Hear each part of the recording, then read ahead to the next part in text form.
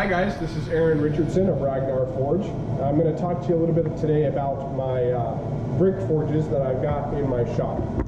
These are the forges that I do most of the work with. Specifically, this one is the one that I do most of my work with. So you can see here, I've just had to replace the fire pot. I just did this actually yesterday. You can see it's a little worse for wear.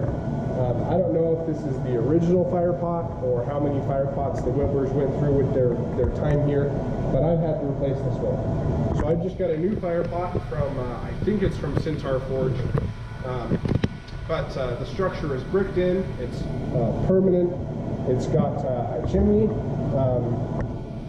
it's got a place under here for the ash to dump.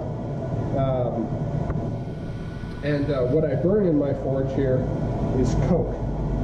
So what coke is coal that's been baked in an oven without any oxygen. And what happens is all of the volatiles burn out of it. So the sulfurs and the waxes and the oils, and we're left with essentially pure carbon with silica holding it together. So you will still get clinkers and everything with this, but it does burn a little bit hotter and much cleaner than coal does, and that's why I use it. However, what that means is I've got to use an electric blower. So I do have a bellows and a hand crank blower here in my shop, but they don't really work so well on coke. The reason is, without all of those volatiles, the coke has to have the oxygen to stay running. So if I was to flip the fan off, the fire would be completely dead in 5 to 10 minutes. You have to scrape it out and start over. Or with coal or charcoal, that's not really the case. The volatiles will continue to burn, and you're able to keep the fire going without the air being on it. Now, this forge, you can see the way it's constructed is the fire pot is here, kind of facing into the corner there. And so that means I'm limited in the size of pieces I can work in this forge. It's about 16 inches until I get into that corner, and the piece won't go any farther. So I can work total about pieces that are about 32 inches long in this forge. And for most of the work that I do, that's totally sufficient. I don't really work with very much that's longer than that. I will show you the other forge that I've got over here though, and that is what I use for the longer things. So we'll go ahead and look at that next. Alright guys, so this is my other bricked in forge I've got here in my shop.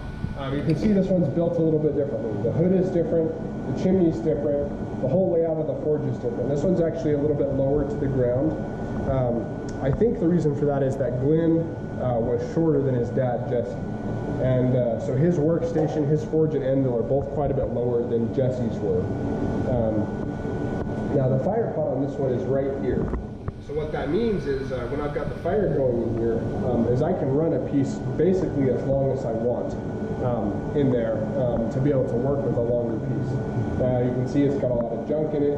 Right now I obviously don't use this one as much as I use the other one. Part of the reason for that is because this one is lower, it's not as comfortable for me to work in. Now, this one is also right next to my bellows here. And so eventually I'll have it set up so that I can run this forge with the bellows on days where I have like an open house or something. Just for fun. Now, the benefit of using a bricked in forge is that, you know, it's permanent. They don't have a lot of maintenance, they're easy to use, and I think they work really well. But not everyone has got the space or a permanent enough location where they want to build a bricked-in forge. So later on, I'll do a couple of other videos where I talk about some other options for forges that aren't necessarily as permanent as this one. So thanks for watching.